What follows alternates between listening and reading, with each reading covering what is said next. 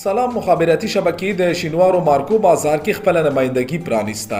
د ننګرهار شینوارو لوی ولسوالۍ مارکو بازار کې د ختیځ ننګرهار ولسونو د سہولت لپاره د سلام مخابراتي شبکې خپل نمائندګي د یوې غونډې په ترڅ کې پرانیسته. د افغان ټیلیکام د سلام شبکې د مارکو نمائندګۍ د پرانیستې مراسمو په غونډه کې د ننګرهار ولایت مخابراتو رئیس قاری ذبیح الله شینواری، د افغان ټیلیکام ولایتي مسؤل احمد الله، د ختیځ زون لپاره د اترا رئیس انجینر رحیم الله شینواری، قومي مخورو، ځوانانو او علماء کرامو ګډون کړی و. د ننګرهار مخابراتو رئیس مولوي ذبیح الله شینواری د وینا پر مهال د ولس د خدمت او ورته د سہولتونو خبره وکړه او زیاته یې کړه چې اسلامي امارت په نورو برخو کې هم ولس ته د اسانتیاو د رامنځته کېدو ژمن دی.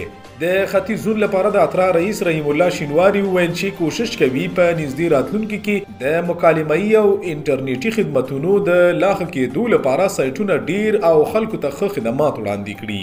د قومي مخورو په استازولۍ ملک چکن او د ځوانانو په استازولۍ ثاقب شینواری د انټرنیټ او غږیزو کڅوړو د بیو جګوالي څخه شکایت وکړ او له مسؤلینو څخه یې د ټیټوالي غوښتنه وکړه. د سلام مخابراتي شبکې ولایتي مسؤل انجینر احمد الله وویل چې سلام مخابراتي شرکت یو دولتي شرکت او د ولس لپاره ګڼې اسانتیاوې لري.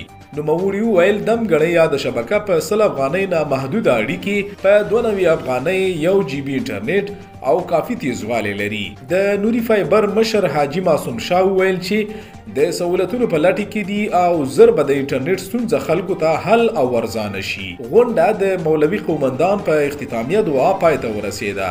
د یادونې وړ ده چې د سلام مخابراتي شبکې د سیم خرڅلاو دا درېیمه نمایندګي ده چې په لومړي ځل د جلال آباد ښار څخه د باندې په اطرافي ولسوالۍ شینوارو کې پرانیستل کیږي.